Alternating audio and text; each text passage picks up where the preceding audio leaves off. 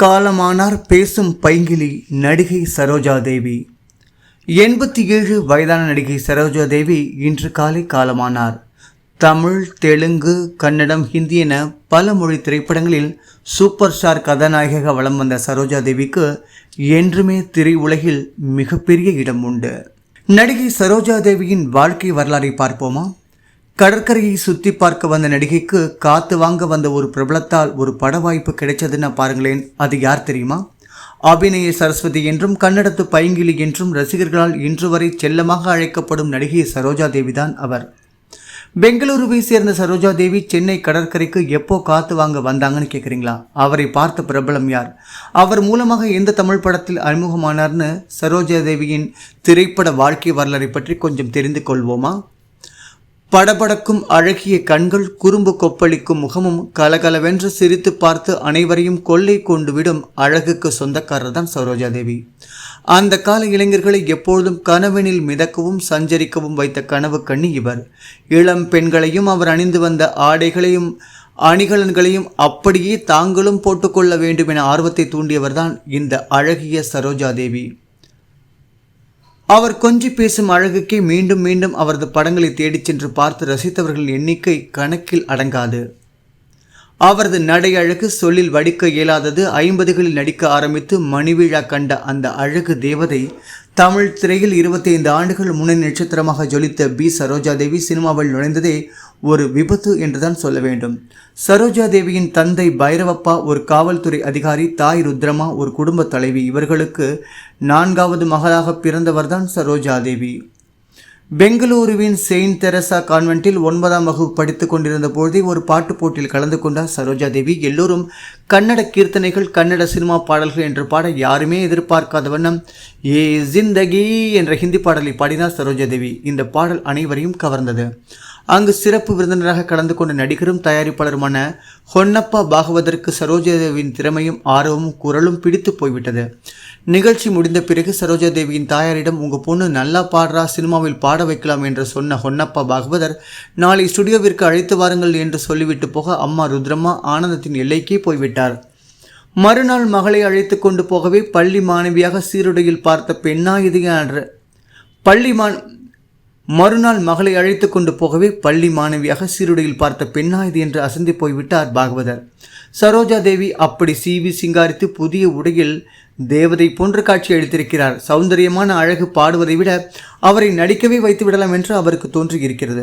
ருத்ரமாவிடம் பேசி சம்மதம் பெற்று உடனே மேக்கப் டெஸ்ட் எடுத்து பார்த்தால் சரோஜா தேவியின் தோற்றம் ஹொன்னப்பா பாகவதற்கும் படக்குழுவுக்கும் பிடித்து போய்விடவே சரோஜா தேவி தன்னுடைய மகாகவி காளிதாஸ் என்ற கன்னட படத்தில் கதாநாயகியாக அறிமுகப்படுத்தினார். 1955ஆம் ஆண்டு வெளியான அந்த படம் வெற்றி படமாக அமைந்தது. அது மட்டுமின்றி அந்த படத்திற்கு தேசிய விருதும் கிடைத்தது. இப்படித்தான் திரையுலக வாய்ப்பு சரோஜா தேவி வந்து அடைந்தது. ராதா தேவியாக இருந்தவர் சினிமாவிற்காக சரோஜா தேவி என ஆனார். அதன் பிறகு தொடர்ந்து ஹொன்னப்பா பாகவதருடன் 2 படங்கள் நடித்தார். நடிகரும் இயக்குனருமான KS அஸ்வத் இயக்கத்தில் 2 படங்கள் நடித்து வந்த சரோஜா தேவியை தமிழுக்கு கொண்டு வந்தவர் A. பீம்சிங். ஜெமினி கணேசன் நடிப்பில் அவர் இயக்கிய திருமணம் என்கிற படத்தில் ஒரு பாடலுக்கு வந்து நடித்தார் சரோஜா தேவி. நாட்டிய உலகில் பல்வேறு விதமான நடனங்களால் கொடிக்கட்டு பறந்து கொண்டிருந்த கோபி கிருஷ்ணா பிஞ்சு வயதிலிருந்தே பரதத்தில் சிறந்த குமாரி கமலா என இருவரும் அந்த படத்தில் நடனமாடியிருக்கிறார்கள். சரோஜா தேவியும் அந்த படத்தில் ஒரு நடன தாரகை என்றால் நம்ப முடிகிறதா? வெறும் அதிர்ஷ்டம் மட்டுமல்லாமல் அபாரமான திறமையும் ஒளிந்திருந்ததாலேயே அவரால் துணிச்சலுடன் நடனமாடவும் முடிந்தது. பூலோக ரம்பை, திருமணம் 2 படங்களிலும் நடனம் மட்டுமே அவரது பங்களிப்பு. திருமணம் படத்தில் சரோஜா தேவியின் நடனத்தை பார்த்து ரசித்தார் இயக்குனர் K. சுப்பிரமணியம். விளைவு, அவர் கன்னடத்தில் இயக்க இருந்த கச்ச தேவயானி படத்தில் கதாநாயகியாக நடிக்க வாய்ப்பு கிடைத்தது. தன் படத்துக்கு ஒப்பந்தம் செய்த K. சுப்பிரமணியம் சென்னை வந்தால் நிறைய படங்களில் நடிப்பதற்கான வாய்ப்புகள் கிடைக்கும் என்று பெங்களூருவிலிருந்து சென்னை வருவதற்கான வாய்ப்பையும் ஏற்படுத்தி கொடுத்தார். K. சுப்பிரமணியம் மீதும் அவருடைய பேச்சின் மீதும் நம்பிக்கை இருந்ததால் சரோஜா தேவியின் தாயார் ருத்ரமா தன் மகளை அழைத்து கொண்டு சென்னை வந்தார். கச்ச தேவயானி கன்னட பதிப்பு படப்பிடிப்பு சென்னையில் துவங்கியது. சென்னையில் கச்ச தேவயானி கன்னட படத்தின் படப்பிடிப்பில் கலந்து கொண்டு நடித்த நடிகை சரோஜா தேவி நேரம் கிடைக்கும் போது மெட்ராஸை சுற்றி பார்க்க ஆசைப்பட்டார். அவருக்கு தோழியாக கிடைத்தவர் இயக்குனர் K. சுப்பிரமணியத்தின் மகள் பரதநாட்டிய கலைஞரான பத்மா சுப்பிரமணியம். ஒரு முறை மெரினா கடற்கரையை சுற்றி காட்ட சரோஜா தேவி அழைத்து சென்றபோது கடற்கரையில் காற்று வாங்க வந்திருந்த சினிமா கதாசிரியர் சின்ன அண்ணாமலையை சந்திக்க நேர்ந்தது. அவர் பத்மாவை பார்த்ததும் நலம் விசாரித்தார். பிறகு அருகில் நின்ற சரோஜாதேவி பார்த்திருக்கிறார். இவங்க என்னுடைய தோழி ரமாதேவி, பெங்களூர், அப்பா எடுக்கிற கன்னட படத்தில் நடிக்கிறார் என்று அவரிடம் சரோஜாதேவி அறிமுகப்படுத்திய பத்மா, தமிழ் படத்தில் வாய்ப்பு கிடைத்தாலும் நடிக்க ஆர்வமாக இருக்கிறார் என கூறியிருக்கிறார். அந்த ஒத்த வார்த்தை தாங்க கடற்கரையில் காத்து வாங்க வந்த சின்ன அண்ணாமலையின் மனசுக்குள் உட்கார்ந்து அப்புறம் ரமாதேவி என்கிற பெண் சரோஜாதேவியாக மாறி தமிழ் ரசிகர்கள் கொண்டாடுகின்ற அளவிற்கு கனவு கன்னியாக எவ்வளவு படங்களில் நடித்து வாழ்க்கையிலும் உயர்ந்தார் தெரியுமா? எல்லாம் இந்த மெரினா கடற்கரை ஏற்படுத்த அந்த வாய்ப்பு தான் அது. பத்மா சுப்பிரமணியத்திடமும் சரோஜாதேவியிடம் விடைபெற்று சென்ற சின்ன அண்ணாமலை அப்பொழுதுதான் கதை எழுதிய தங்கமணி ரகசியம் படத்தின் இயக்குனர் PR பந்துலுவிடம் சரோஜாதேவி பற்றி தெரிவித்திருக்கிறார். இயக்குனர் K சுப்பிரமணியத்தை தொடர்பு கொண்டு சரோஜாதேவி பற்றி மேலும் விசாரித்து தகவல் அறிந்த இயக்குனர் BR பந்துலு தங்கமணி ரகசியம் படத்தில் நடனத்துடன் வசனமும் பேசக்கூடிய ஒரு தங்கமணி ரகசியம் திரைப்படத்தில் நடனத்துடன் வசனமும் பேசக்கூடிய ஒரு சிறு கதாபாத்திர வாய்ப்பு கொடுத்திருக்கிறார். அழகு இளமை இரண்டுக்கும் தேவதைகளான மோகினிகள் இருவர். அழகு பெரிதா இளமை பெரிதா என ஆடிப்பாடுவதாக அந்த பாடல் காட்சி அமைந்தது. அழகினிலே எவ்வனமே என்ற பாடலும் பிரபலமானது. சரோஜாதேவிக்கு அது ஒரு சிறு வேடம்தான் என்றாலும் படத்தின் நாயகனான சிவாஜிக்கும் படத்தின் கதையிலும் பெரும் திருப்புமுனை ஏற்படுத்துவதாக அந்த பாடல் அமைந்தது. சரோஜாதேவிக்கும் இந்த படத்தின் மூலம் நல்ல பெயர் கிடைத்தது. தமிழ் படங்கள் நடிப்பதற்கான வாய்ப்பு சின்ன அண்ணாமலை மூலம் அவருக்கு கிடைத்தது. இதே படம் கன்னடத்திலும் ரத்னகிரி ரகசியா என்ற பெயரில் வெளியானது. அதிலும் சரோஜாதேவியை இந்த வேடத்தை செய்தார். விஜயவாகினி படப்பிடிப்பு தளத்தில் கச்சதேவயானி படப்பிடிப்பு நடந்தபோது ஒரு நாள் உணவு இடைவெளியில் பக்கத்து செட்டில் கதாநாயகனாக நடித்துக் கொண்டிருந்த எம்ஜிஆர் இயக்குனர் K பாலசுப்ரமணியத்தை பார்ப்பதற்காக வந்திருந்தார். படக்குழுவினர் எம்ஜிஆருக்கு கொடுத்த மரியாதையும் வரவேற்பையும் கண்டு அமைதியாக வேடிக்கை பார்த்து கொண்டிருந்த சரோஜாதேவி எம்ஜிஆர் சென்ற பிறகு இயக்குனர் K சுப்பிரமணியத்திடம் யார் இவர் என விசாரித்திருக்கிறார். அவர் எம்ஜிஆர் என்று தெரிவித்ததும் சரோஜாதேவிக்கு தூக்கி வாரி போட வைத்தது. அப்போது அவருடைய நாடோடி மன்னன் படத்தின் படப்பிடிப்பு தான் அங்கு நடைபெற்றுக் கொண்டிருந்தது. எம்ஜிஆர் தயாரித்து இயக்கி நடித்த நாடோடி மன்னன் படத்தில் கதாநாயகியாக பானுமதி நடித்து வந்தார். படத்தில் பாடுவது வசனம் பேசுவது எல்லாவற்றிலும் பானுமதிக்கும் எம்ஜிஆருக்கும் பிரச்சனை இருந்தது. இதனால் பானுமதியின் ஒத்துழைப்பு சரியாக அமையவில்லை. ஒரு பாடலுக்கும் சில காட்சிகளுக்கு மட்டுமே சரோஜாதேவியை தேர்வு செய்து முடிவு செய்திருந்தார் எம்ஜிஆர். ஒரு கட்டத்தில் பானுமதியை வைத்து தொடர்ந்து எடுக்க முடியாது என்பதை உணர்ந்த அவரது கதாபாத்திரம் ஏற்கனவே எடுக்கப்பட்ட காட்சியோடு நிறுத்திவிட்டார் எம்ஜிஆர். பானுமதியின் கதாபாத்திரத்தை இறந்து விட்டது போல எடுத்து அந்த கதாபாத்திரத்திற்கு முற்றுப்புள்ளியும் வைத்தார் எம்ஜிஆர்.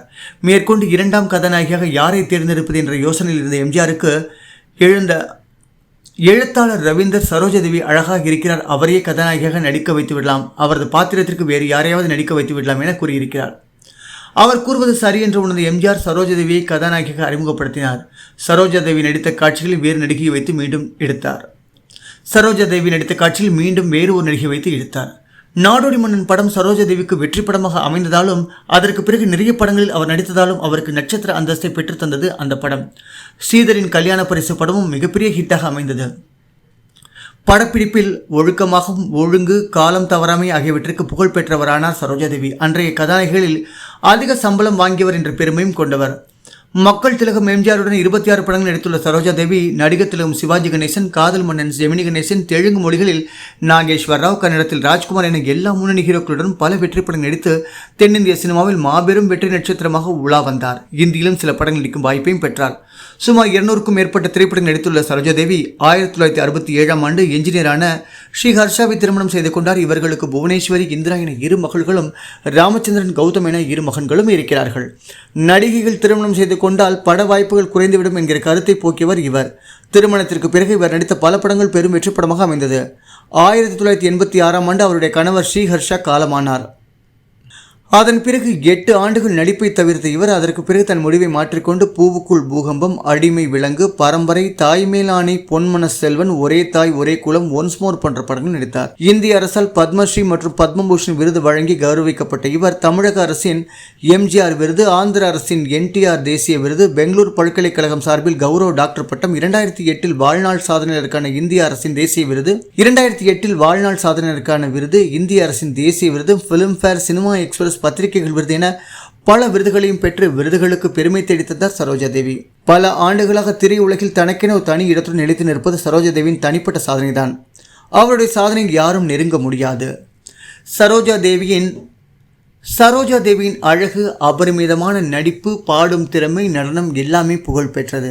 தமிழ், தெலுங்கு, கன்னடம், ஹிந்தி என பல மொழிகளில் வெற்றி வாகை சூடிய சரோஜா தேவியை திரைத்துறை இருக்கும் வரை யாராலும் மறக்க முடியாது. அவருடைய மறைவு திரை உலகிற்கு மிகப்பெரிய ஈடு செய்ய முடியாத இழப்பு என சொல்லலாம்.